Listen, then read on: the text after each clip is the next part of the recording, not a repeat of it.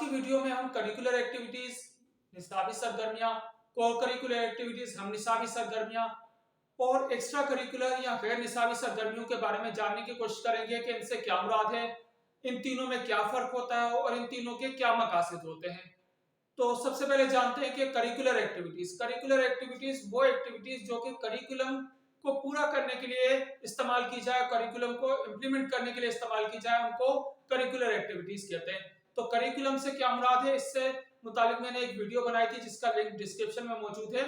तो करिकुलम से मुराद ये थी कि कोई भी ऐसी टोटल एफर्ट किसी इंस्टीट्यूशन की तरफ से ली गई हो जिसका मकसद कोई डिजायर्ड आउटकम लाना हो स्टूडेंट में, या दूसरे अल्फाज में हम ये समझ सकते हैं कि कोई भी ऐसा कोर्स जो किसी खास सर्टिफिकेट के लिए, डिप्लोमा के लिए या डिग्री के लिए फिक्स किया जाए, तो उस तमाम कोर्स को हम करिकुलम कहते हैं। ये गवर्नमेंट की तरफ से फिक्स किया जाता है और इसको इम्प्लीमेंट जो है तालीमी इदारा करवाता है। तो तालीमी इदारा जब उसको इम्प्लीमेंट कराता है, वो चीज टीच करता है, तो उसको टीच करने के लिए और स्टूडेंट उसको समझने के लिए जो भी एक्टिविटीज करता है वो सब करिकुलर एक्टिविटीज हो जाएंगी।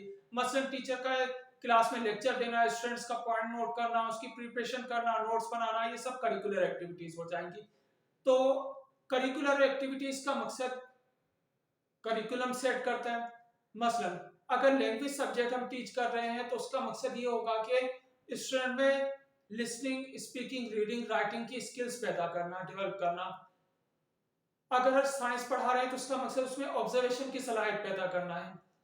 लेकिन बाज़-औक़ात ऐसा होता है कि करिकुलर एक्टिविटीज से वो तमाम मकासद हासिल नहीं हो रहे होते, तो उनको सपोर्ट करने के लिए क्लास के माहौल से हटके कोई ऐसी एक्टिविटीज की जाए जो करिकुलम को तो पूरा ना कर रही हो लेकिन उनके ऑब्जेक्टिव को पूरा कर रही हो।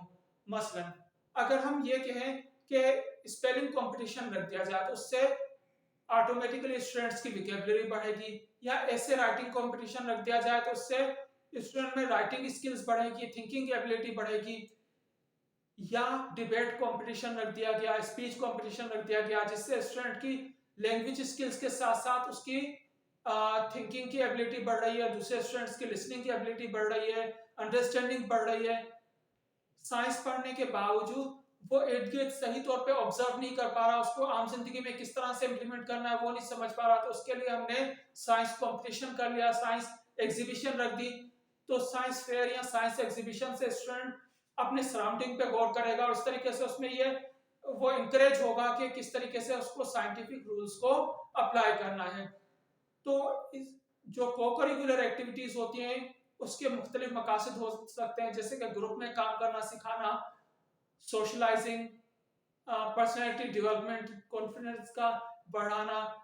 को-करिकुलर एक्टिविटीज उमूमन तो क्लास से बाहर की जाती हैं लेकिन क्लास के अंदर भी हो सकती हैं।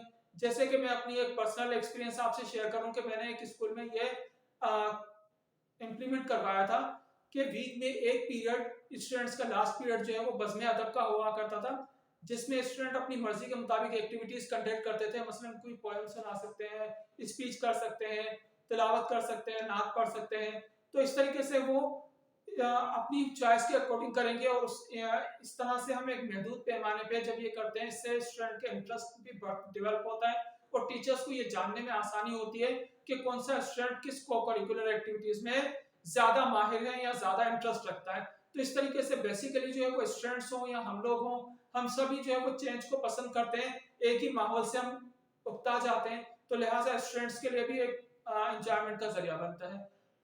को करिकुलर एक्टिविटीज के बाद एक्स्ट्रा करिकुलर एक्टिविटीज से मुराद ऐसी एक्टिविटीज जो कि करिकुलम को तो पूरा करने में हेल्पफुल ना हो लेकिन स्टूडेंट्स में कोई ना कोई अच्छी हैबिट, कोई अच्छी डेवलपमेंट कर रहे हो। मसलन स्पोर्ट्स एक्टिविटीज से उसकी मेंटली ग्रोथ, फिजिकली ग्रोथ हो रही है, या इसी तरीके से उसको एक एंजॉयमेंट का मौका मिल रहा है, उसको में स्पोर्ट में स्पिरिट आती है जो कि हमारे अक्सर लोगों में नहीं होती कि अपनी हार को किस तरीके से एक्सेप्ट करना है। अगर हम खुशी को सेलिब्रेट कर रहे हैं तो सेलिब्रेट भी किस तरह से एक सोबर तरीके से करना है। गार्डनिंग हो गई, फोटोग्राफी हो गई, ड्रेस कंपटीशन हो गया, किसी भी तरह से हमने स्कूल के जो यानी कि जो रूटीन उसकी एक्टिविटीज है उससे हमने हटा के दूसरी साइड पे उसको थोड़ा सा एंजॉयमेंट की तरफ लेके गए और बेसिक पर्पस उसकी पर्सनैलिटी डेवलपमेंट ही है। तो ये तीनों एक तरह की एक्टिविटीज स्कूल के या तालीमी इदारे के अंदर ही होती है और इसका मकसद स्टूडेंट की ग्रोथ ही होती है। तो ये थी हमारी आज की वीडियो। उम्मीद है आपको पसंद आई होगी। अगर पसंद आई तो लाइक कीजिएगा और मेरे चैनल को सब्सक्राइब कीजिएगा। बहुत शुक्रिया।